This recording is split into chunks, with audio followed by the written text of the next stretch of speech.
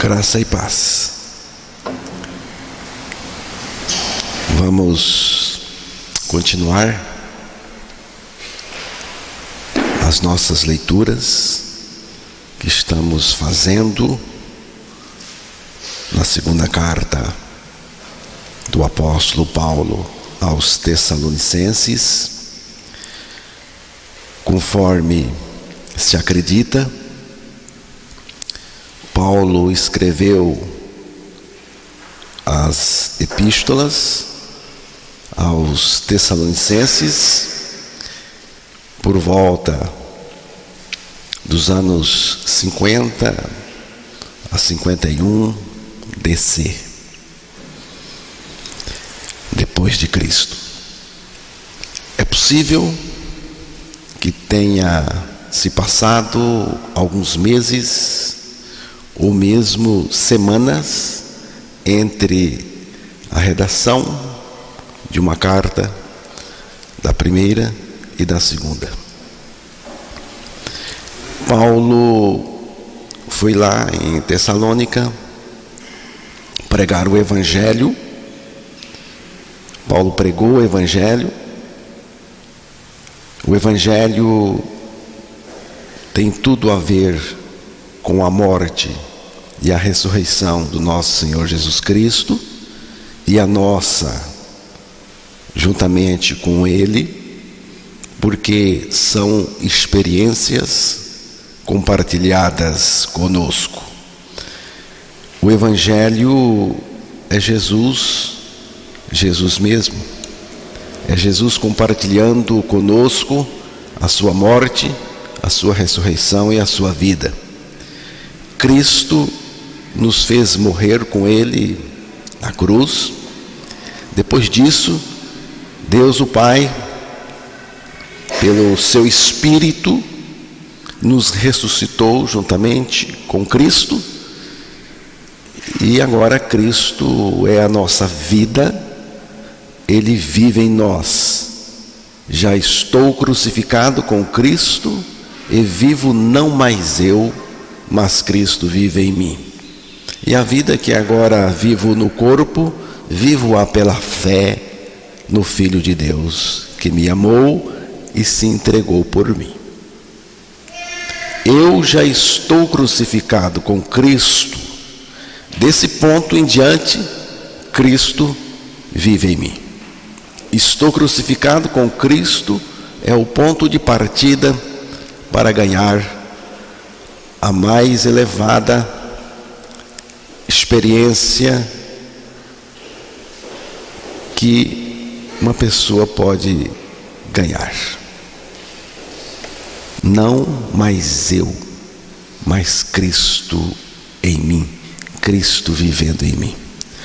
Isto muda tudo, salva, regenera. É o Evangelho que Paulo pregava.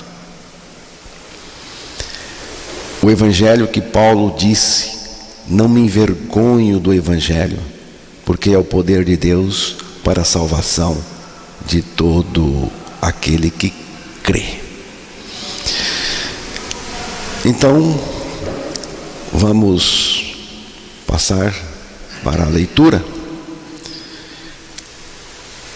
Segundo capítulo 2. Vamos ouvir a leitura dos versículos de 1 a 8. Vamos ouvir então. Amado, irmãos, no que diz respeito à vinda de nosso Senhor Jesus Cristo e à nossa reunião com Ele, nós vos exortamos a que não vos demovais da vossa mente com facilidade, nem vos perturbeis, quer por espírito, quer por palavra, quer por epístola, como se procedesse de nós, supondo tenha chegado o dia do Senhor. Ninguém de nenhum modo vos engane, porque isso não acontecerá sem que primeiro venha a apostasia e seja revelado o homem da iniquidade, o filho da perdição, o qual se opõe, se levanta contra tudo que se chama Deus e é objeto de culto, a ponto de assentar-se no santuário de Deus, ostentando-se como se fosse o próprio Deus. Não vos recordais de que ainda convosco eu costumava dizer-vos essas coisas? E agora sabeis o que o detém, para que ele seja revelado somente em ocasião própria. Com efeito, o mistério da iniquidade já opera e aguarda somente que seja afastado aquele que agora o detém. Então será de fato revelado o iníquo, a quem o Senhor Jesus matará com o sopro da sua boca e o destruirá pela manifestação da sua vinda. Que o Senhor revele a sua palavra aos nossos corações. O que estava acontecendo em Tessalônica? O que estava acontecendo na igreja de Tessalônica? Estava havendo um mal-entendido acerca do dia do Senhor. O que é o dia do Senhor? Em resumo, é um período de tempo que envolve tanto julgamento como também bênçãos. Isso abrange o tempo da tribulação, que é o que está em foco aqui no texto. A expressão dia do Senhor, aqui no texto da segunda carta aos Tessalonicenses, parece indicar o período da grande tribulação, que é entendido pelo livro de Daniel e também no livro do Apocalipse como sendo de 7 anos. A segunda metade desse período de tribulação futura, portanto, seria a pior parte, ou seja, a mais dura, a mais severa. É um período denominado propriamente dito de a grande tribulação, mas todo esse período é de grande tribulação, de julgamento muito intenso. E vem do próprio Deus, porque é o dia do Senhor, é dele. Tudo indica que um ensino falso estava pipocando entre aqueles irmãos. Vamos voltar ao texto. Vamos ouvir novamente versículo 1 e 2. Irmãos, no que diz respeito à vinda de nosso Senhor Jesus Cristo, Irmãos, no que diz respeito à vinda de nosso Senhor Jesus Cristo e à nossa reunião com Ele, nós vos exortamos a que não vos demovais da vossa mente com facilidade, nem vos perturbeis, quer por espírito, quer por palavra, quer por epístola, como se procedesse de nós, supondo tenha chegado o dia do Senhor. Alguém estava divulgando uma fake news, estava correndo entre aqueles irmãos uma notícia falsa. Esse ensino falso girava em torno de que eles já estavam vivendo o dia do Senhor, ou a grande tribulação, que já tinha começado naqueles dias. A perseguição pela qual aqueles irmãos estavam passando, e eles estavam passando mesmo por um sofrimento grande. Então, essa perseguição levou-os a pensarem que o tempo do julgamento divino teria começado. Eles começaram a alimentar essa ideia. Isso trouxe, segundo o texto, uma perturbação, uma preocupação, uma inquietação entre eles. Mas qual seria a razão dessa inquietação? Porque Paulo não havia ensinado assim. Paulo não tinha ensinado isso quando esteve com eles, nem na sua primeira carta. O que Paulo ensinou? Paulo ensinou que eles seriam arrebatados antes do dia do Senhor. Nós já vimos isso aqui na primeira carta aos Tessalonicenses, capítulo 4, do versículo 13 em diante, entrando no capítulo 5. Se eles realmente estivessem no dia do Senhor ou na grande tribulação, uma das duas coisas teria acontecido. Primeira, o ensino anterior de Paulo sobre o livramento deles daquele tempo de julgamento, tribulação, estava equivocado. Ou Paulo estava correto, mas eles haviam sido deixados para trás no arrebatamento.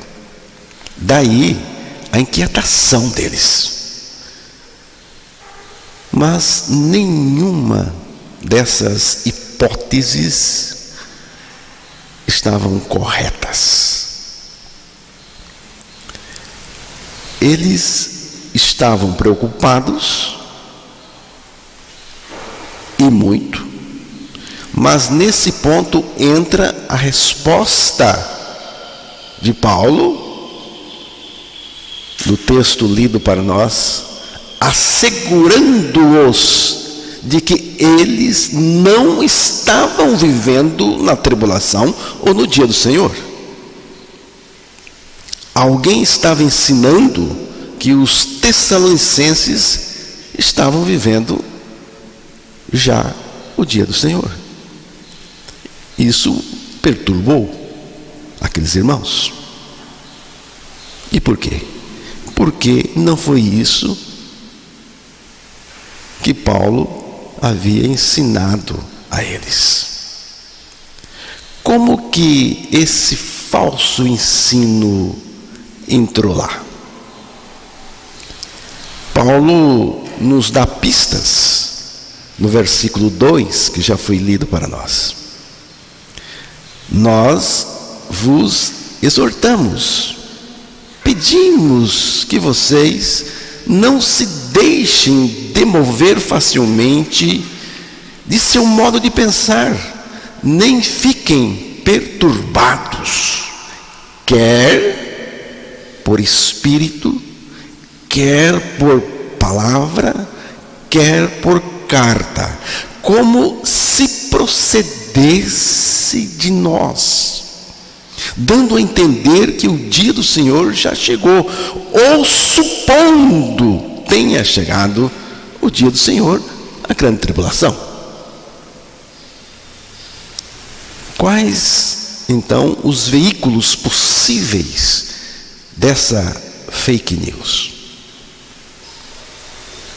Ou por profecias, ou por palavras, ou por carta supostamente escrita por Paulo. Irmãos, alguém estava alegando que tinha ganhado uma revelação especial, uma nova revelação sobre o assunto. Isso é muito perigoso. Deus me revelou, Deus me disse, e aí cria um assunto, Mas nós precisamos verificar se isso está nas Escrituras. Nós não podemos, de jeito nenhum, sair dos trilhos da palavra de Deus. Temos que ficar nas linhas das palavras das Escrituras. Não é nas entrelinhas, é nas linhas, naquilo que está aí, colocado, mostrado, revelado para nós. Então não tem essa de alguém chegar dizendo, não, mas eu ganhei um ensino novo. Paulo refutou esse falso ensino. Ele negou que tivesse repassado algum ensino oral ou escrito. Então, um desses métodos estava causando transtorno, perturbando os irmãos. Paulo adverte: ninguém, de modo nenhum, vos engane, porque isto não acontecerá sem que primeiro venha a apostasia e seja revelado o homem da iniquidade, o homem do pecado, como diz a outra tradução, o filho da perdição. É o versículo 3. Não deixe que ninguém engane vocês, de modo nenhum. O Senhor virá antes para vocês. Vamos novamente ouvir o versículo 1. Versículo 1. Irmãos, no que diz respeito à vinda e à nossa reunião. Irmãos, no que diz respeito à vinda de nosso Senhor Jesus Cristo e à nossa reunião com Ele, nós vos exortamos.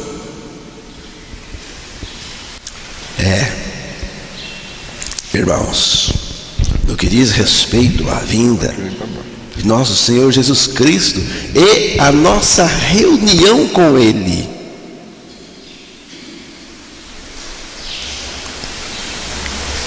esta vinda do Senhor é a sua vinda,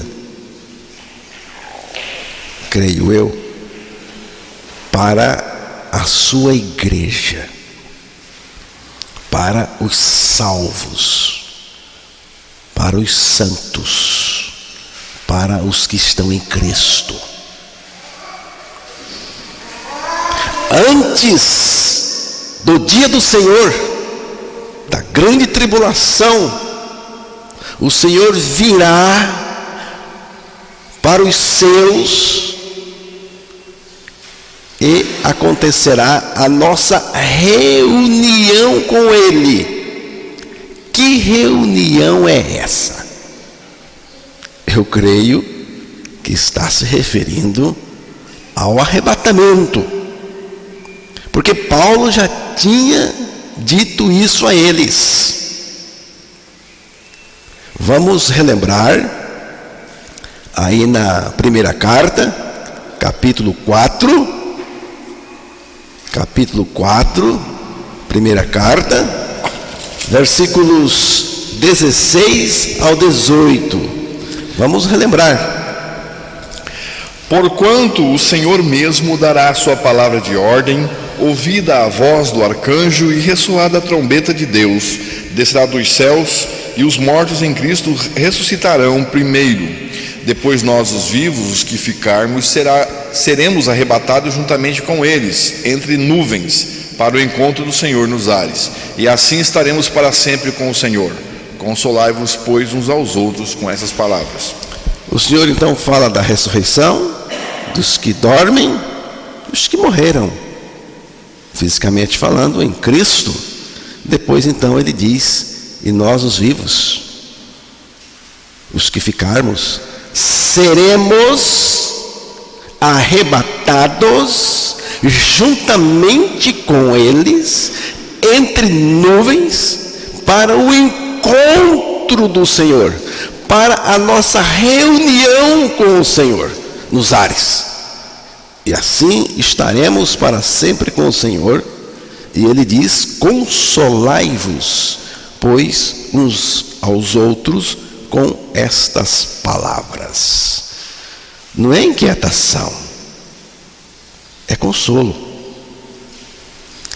Então, irmãos, antes do dia do Senhor, a grande tribulação começar, alguns eventos acontecerão. Tem que acontecer alguns eventos antes do início da grande tribulação, do dia do Senhor. Ninguém de modo nenhum vos engane, porque isto, eu estou no versículo 3, porque isto não acontecerá sem que primeiro venha a apostasia e seja revelado o homem da iniquidade, o filho da perdição. Isto que? Porque aqui diz: ninguém de modo nenhum vos engane, porque isto que? A nossa reunião com o Senhor Jesus Cristo? Ou o arrebatamento? Não. Isto é o dia do Senhor, que está dito aí no finalzinho do versículo anterior. Por isso, Paulo diz isto, se referindo ao dia do Senhor, que é sinônimo da tribulação. O dia do Senhor, então, não iniciará sem que primeiro venha a apostasia e seja revelado o homem da iniquidade, o filho da perdição. Irmãos, estamos falando do dia do Senhor, da grande tribulação, desse período. E esse dia não chegará sem que antes venha primeiro a apostasia. O significado exato desse termo apostasia aqui no texto é incerto, mas podemos supor que tem a ver com uma rejeição em massa e categórica do Evangelho e da fé evangélica. Vamos dar uma olhada, se possível, na segunda carta a Timóteo, capítulo 4, versículo 3 e 4. Pois haverá tempo em que não suportarão a sã doutrina, pelo contrário, cercar-se-ão de mestres segundo as suas próprias cobiças, como que sentindo coceira nos ouvidos, e se recusarão a dar ouvidos à verdade, entregando-se às fábulas. Vamos aproveitar e ver também a primeira carta a Timóteo, capítulo 4, versículo 1 e 2.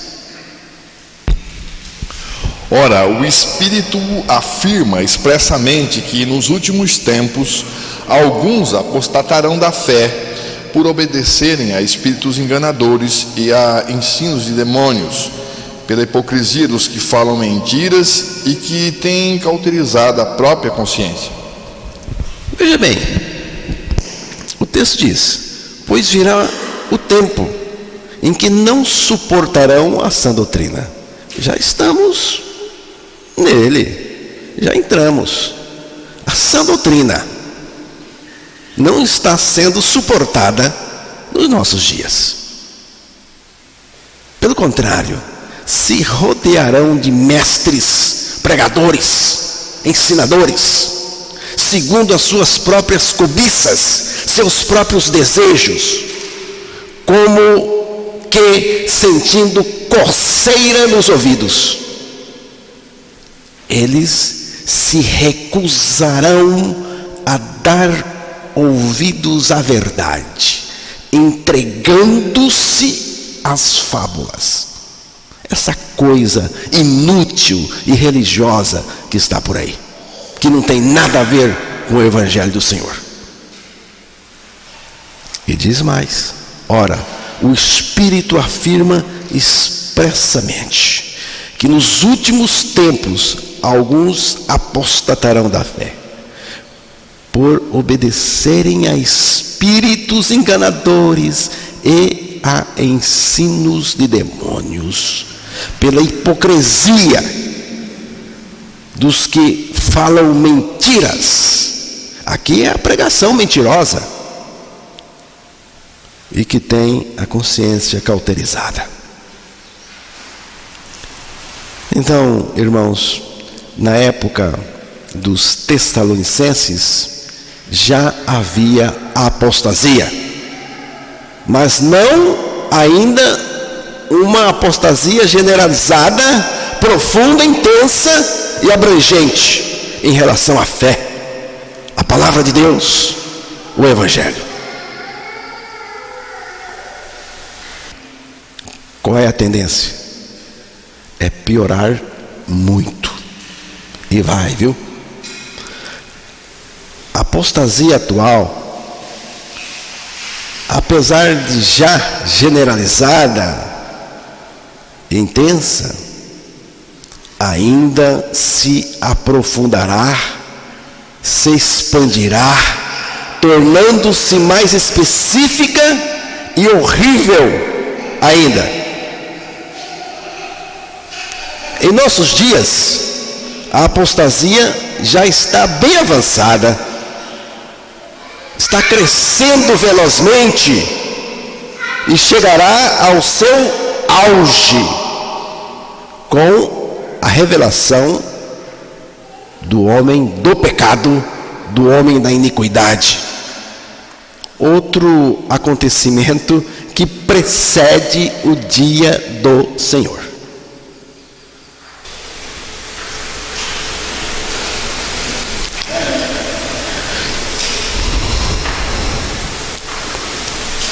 A revelação do homem do pecado.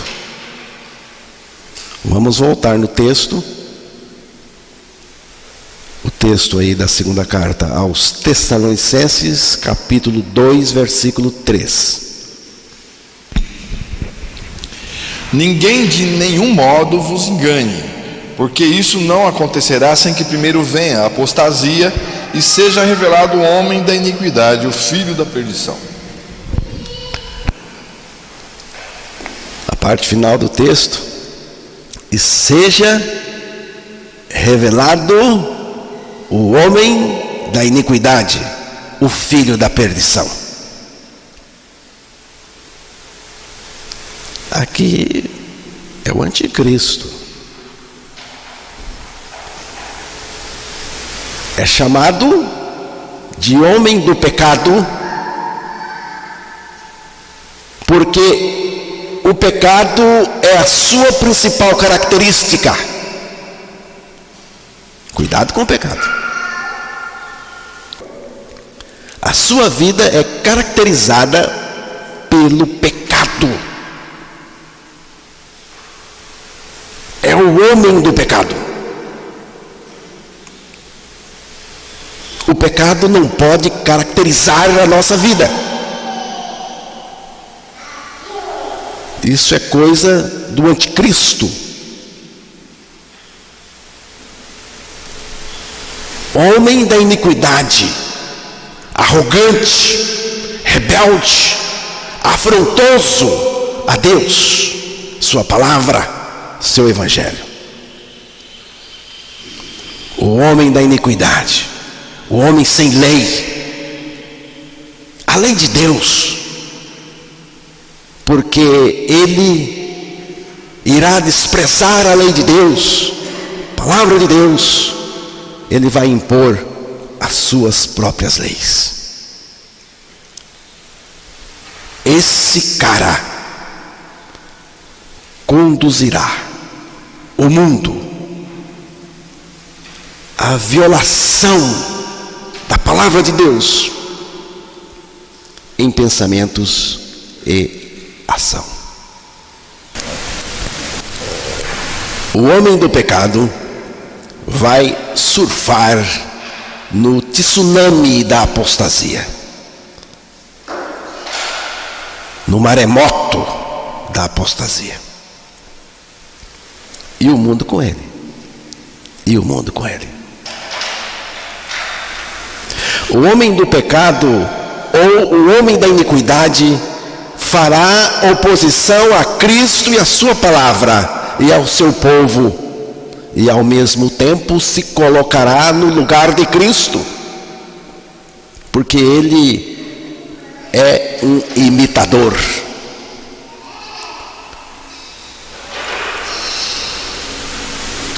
O homem que fará oposição a Cristo e a sua palavra será o anticristo, mas esse espírito perverso já existe, já opera. O texto mostra que há um mistério da iniquidade, que o mistério da iniquidade já opera. Esse mistério da iniquidade não é fácil de entender, mas certamente tem a ver com a natureza iníqua, a natureza perversa do ser humano,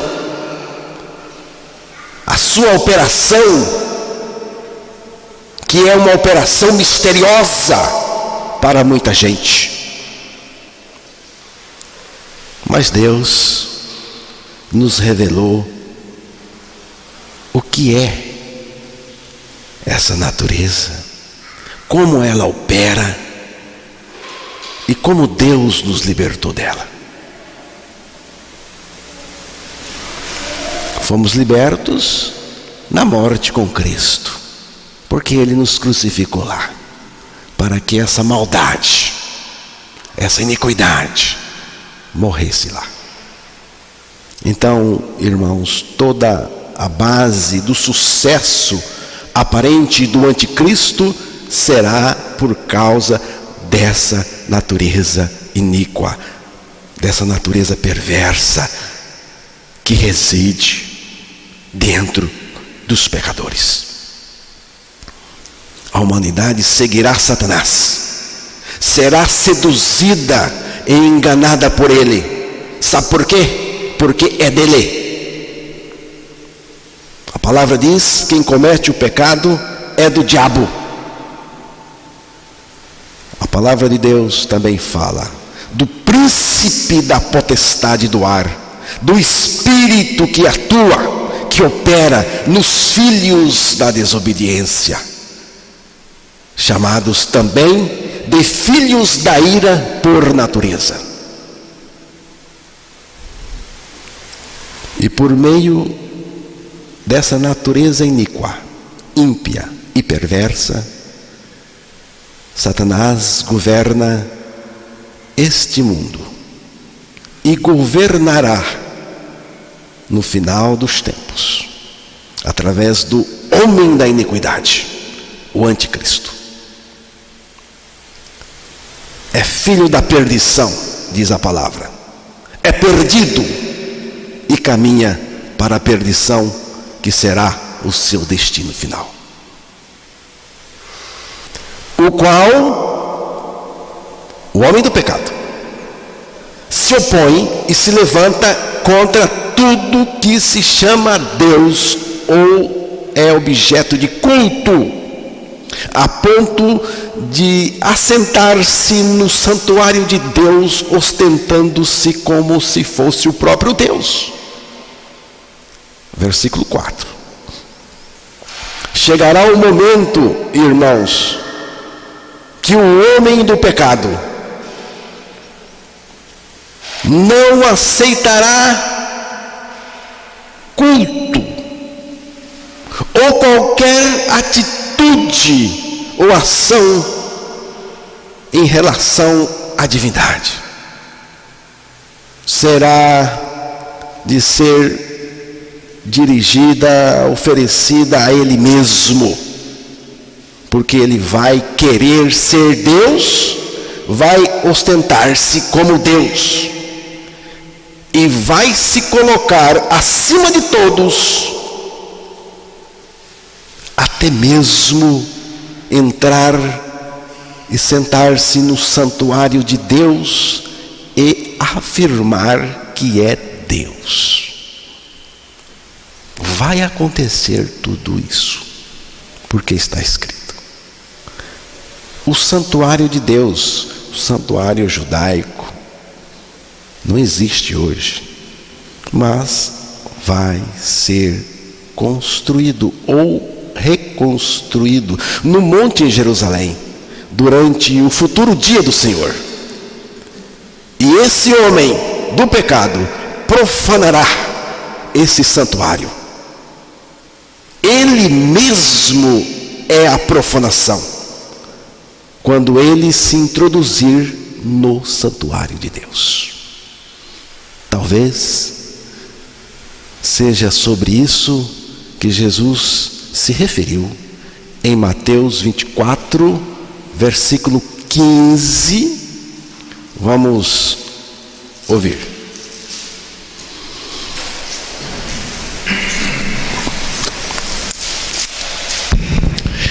Quando, pois, virdes o abominável da desolação de que falou o profeta Daniel, no lugar santo, que quem lê entenda.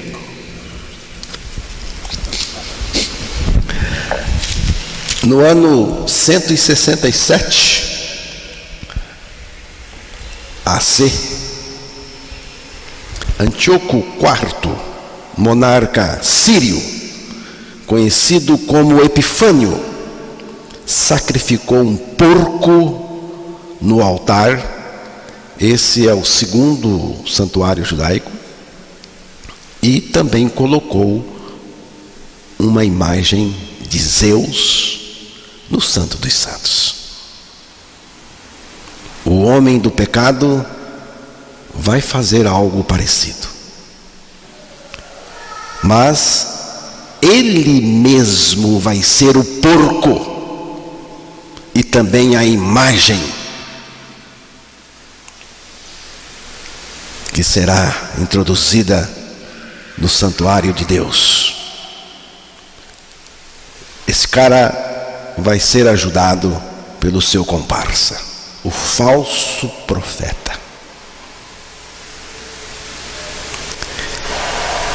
No versículo 5, lá do capítulo 2 da segunda carta aos Tessalonicenses, Paulo diz: vocês não lembram que eu costumava lhes dizer estas coisas quando ainda estava com vocês? Vemos aqui, irmãos, a importância de lembrar, de ser despertado por lembranças constantes das grandes doutrinas da palavra de Deus, dos grandes ensinamentos da palavra. A nossa mente impregnada da palavra de Cristo, do Evangelho, relembrar sempre em quem temos crido, a pessoa maravilhosa e suficiente de Jesus Cristo. Irmãos, é tempo de relembrar as grandes doutrinas principalmente agora, nos dias em que estamos vivendo. Meus irmãos, o que nós cremos tem que funcionar. O que nós cremos tem que funcionar. O que nós cremos tem que funcionar nos momentos mais difíceis da nossa vida. Você não diz que creu sua morte com Cristo? Que Cristo vive em você? Pois é, isso tem que funcionar, meu irmão. Nos momentos mais difíceis da sua vida. Mesmo que tudo esteja desmoronando ao seu redor, tem que funcionar a sua fé em Cristo. Então, precisamos saber os fundamentos confiáveis, onde nossa vida está firmada. Porque senão você vai empurrá-lo junto com o anticristo, junto com o homem do pecado. Porque você é do pecado também. Lembrar as doutrinas, os ensinos do Senhor, para não sermos iludidos e enganados. Eu gostaria que você lesse o versículo 6, 7 e 8. E agora sabeis o que o detém, para que ele seja revelado somente em ocasião própria. Com efeito, o mistério da iniquidade já opera, e aguarda somente que seja afastado aquele que agora o detém. Então será de fato revelado o iníquo, a quem o Senhor Jesus matará com o sopro da sua boca, e o destruirá pela manifestação de sua vinda.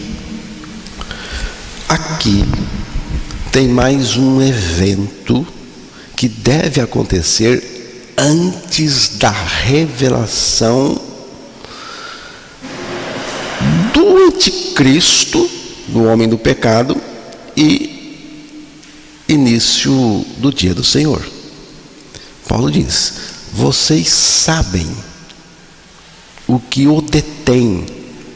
Tem alguma coisa que está detendo a manifestação total do homem do pecado.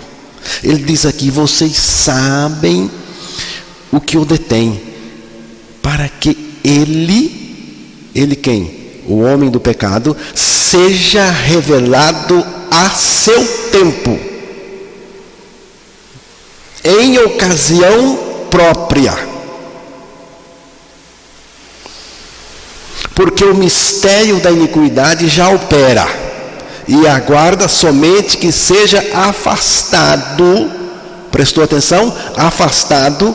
Mas quem é afastado? Aquele que agora o detém.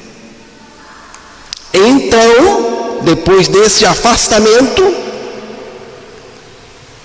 será revelado o iníquo, o homem do pecado, a quem o Senhor matará com o sopro da sua boca e destruirá pela manifestação de sua vinda. Quem é que tem que ser afastado do caminho do anticristo para que ele se manifeste totalmente? Eu creio que é a igreja, no poder do Espírito Santo, porque a igreja vai ser arrebatada.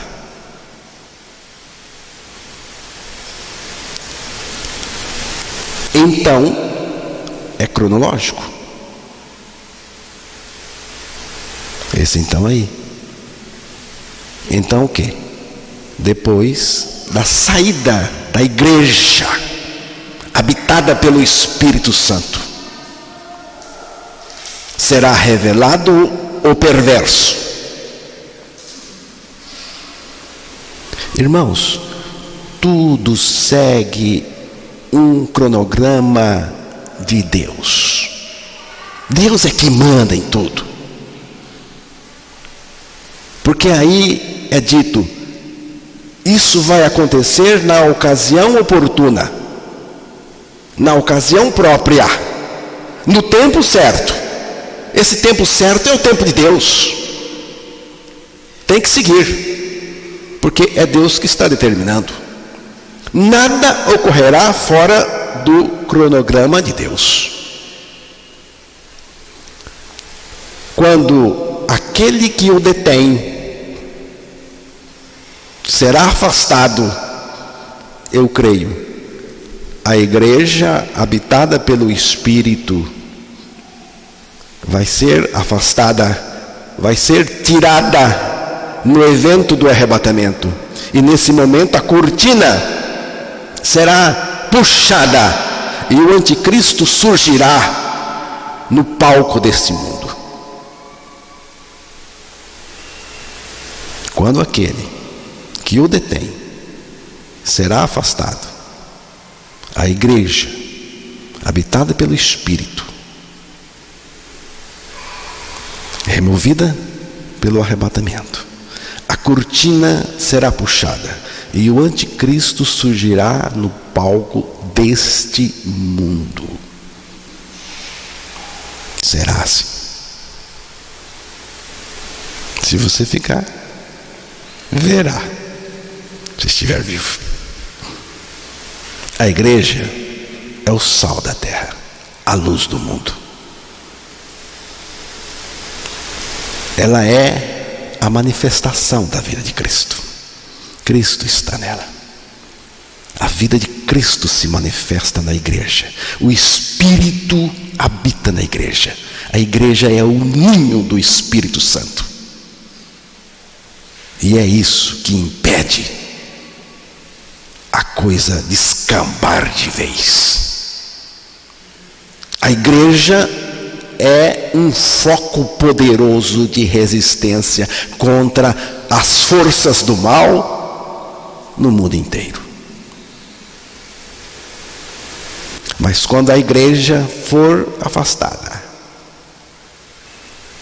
então o caminho do anticristo estará livre. Ele então será revelado de maneira absoluta. O Espírito vai desaparecer da terra? Não. O Espírito Santo é Deus. Ele estará aqui. É Ele que vai convencer as pessoas do pecado. É Ele que vai conduzir as pessoas a Cristo no período da grande tribulação.